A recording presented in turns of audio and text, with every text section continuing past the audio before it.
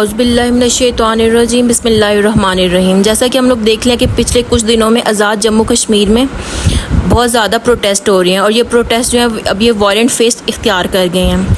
आज की वीडियो में हम देखेंगे कि ये प्रोटेस्ट की वजूहात क्या, इनके पीछे कॉजेज़ क्या, रीज़न क्या इस प्रोटेस्ट की, और किन किन एक रीज़न या किस एक वजह से ये प्रोटेस्ट जो था, पीसफुल प्रोटेस्ट जो था, ये एक वायलेंट प्रोटेस्ट में चेंज हुआ है। जैसा कि हम देख रहे हैं कि आज़ाद जम्मू कश्मीर में पुलिस और अवाम के दरमियान में बहुत ज़्यादा लड़ाई हो रही है।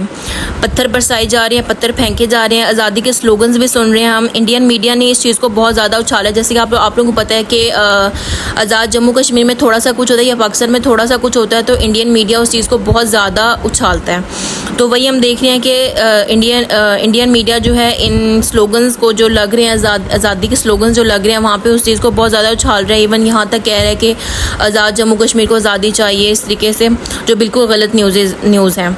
अगर हम मैप देखें, जो पाकिस्तान का आज़ाद जम्मू कश्मीर में बहुत छोटा पार्ट है। 1948 की जंग के बाद ये पार्ट जो था पाकिस्तान के पास आया था और यहाँ जो भी गवर्नमेंट बनती है वो पाकिस्तान गवर्नमेंट के बहुत ज़्यादा क्लोज़ होती है और यहाँ के जो लोगों के मसले होते हैं वो वैसे नहीं होते जिस तरीके के इंडिया के जो कश्मीर साइड है उन लोगों के मसले होते हैं। जैसा कि हमें पता है कि 2019 में आर्टिकल 370 जब रिवोक किया गया था और इस पर मोस्टली वर्ल्ड के जो लीडर हैं, जो बड़े थे, उन्होंने इस बात को मतलब ये बिल्कुल डायरेक्टली कहा था कि मोदी जो है उसका मकसद बिल्कुल यही है कि इंडियन साइड के जो कश्मीर है उसकी डेमोग्राफी को चेंज करना है और वहाँ पे ज़्यादा जो है इंडियन को कहते हैं ना कि सेटलमेंट की परमिशन दे रहा है और मुसलमानों की जो वहाँ पे है मेजॉरिटी उसको कम करने की तरफ लगा हुआ है। जैसा कि हमने देखा था कि नेट बंद रहा था, कर्फ्यू लग गया था, इसलिए वहाँ के लोग जो हैं वो ज़्यादातर प्रो पाकिस्तानी है। वहाँ पे मुस्लिम कल्चर है, इस्लामी कल्चर है, प्रो पाकिस्तानी, इसलिए वहाँ पे पाकिस्तान के हक़ में बहुत ज़्यादा नारे लगते हैं।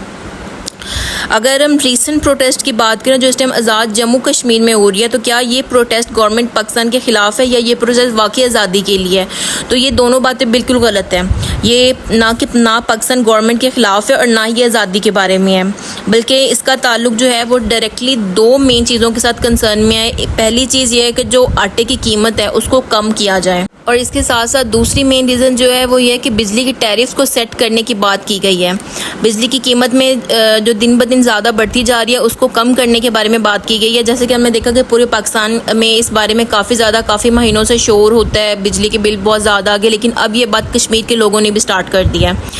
तो इसके अलावा और जो बातें हो रही हैं कि तलवा यूनियन की बहाली की बात हो रही है, लोकल बॉडीज़ को एम्पावर करने की, इंटरनेट सर्विसेज को बेहतर करने की, प्रॉपर्टी टैक्सेस कम किए जाएँ, ये सारे जो हैं ये सारी रीज़न्स हैं इस प्रोटेस्ट की।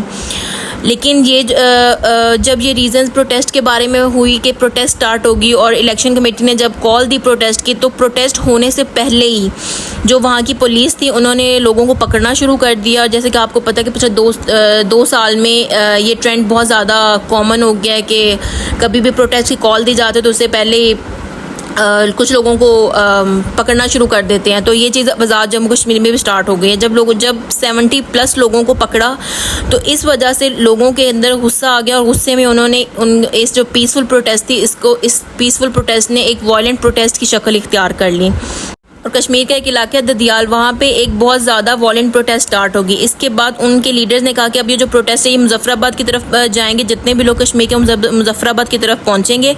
बहुत ज़्यादा वायलेंट की तरफ चली गई है ये और पूरे कश्मीर में इस वक्त गवर्नमेंट के ख़िलाफ़ एक सेंटिमेंट नज़र आ रहा है इस वक्त और मज़ीद जो ये मुज़ाकरात हैं वो भी स्टार्ट हो गई हैं क्योंकि इस प्रोटेस्ट ने काफ़ी ज़्यादा वायलेंट क्रिएट कर दिया है। आज़ाद जम्मू कश्मीर की जो गवर्नमेंट और अवामी एक्शन के लीडर के दरमियान जो है एक मुज़ाकरात हेल्ड हो रही हैं। उसके अलावा हम देख रहे हैं कि आज़ाद कश्मीर के कुछ जो लोग हैं उन्होंने ये मतलब नुमाइंदे जो हैं उन्होंने ये कहा है कि बहुत सी डिमांड जो इस वक्त की जा रही है वो फेडरल गवर्नमेंट ऑफ पाकिस्तान की हेल्प के बगैर हम पूरी नहीं कर सकते। तो इस वीकेंड पर हमने मीटिंग्स भी देखी हुई हैं और उस मीटिंग में ये डिसाइड किया गया कि आज़ाद जम्मू कश्मीर की गवर्नमेंट को एक ग्रांट प्रोवाइड किया जाए। उसके साथ साथ PM साहब ने 23 बिलियन रुपीज़ जो है वो आज़ाद जम्मू कश्मीर को देने की बात की है और कहा है कि जल्द से जल्द इनके जो भी मसले हैं उनको हल किया जाए।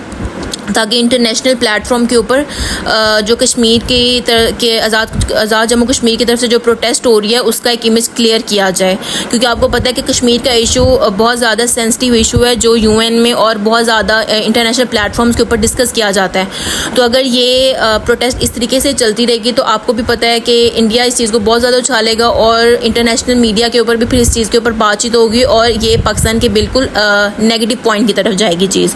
तो हम ये देखें तो ये जो प्रोटेस्ट है ये बिल्कुल भी पाकिस्तान गवर्नमेंट के खिलाफ नहीं है, बिल्कुल भी आज़ादी के स्लोगन जो जिस तरीके से कहा जा रहे हैं कि इंडियन मीडिया कह रहा है वो उस तरफ बिल्कुल भी नहीं है, बल्कि ये प्योरली एडमिनिस्ट्रेटिव मसले जो हैं उन मसलों के ऊपर है जो फेडरल गवर्नमेंट का काम है जिन मसलों को हल करना।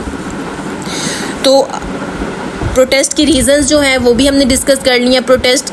अब हम देखेंगे मज़ीद इसके ऊपर क्या इसका फाइनल एंड या रिजल्ट पॉइंट क्या निकलेगा, तो उसके ऊपर जो फर्दर जो भी डेवलपमेंट आएगी या जो भी इसकी एग्रीमेंट्स होंगे वो पार्ट बी में मैं आप लोगों के साथ डिस्कस कर लूँगी। तब तक के लिए मुझे अपनी दुआ में याद रखिएगा, वीडियो को लाइक कर दें, चैनल को सब्सक्राइब कर दें, शेयर कर दें, अपनी दुआ में याद रखिएगा। अल्लाह हाफ़िज़।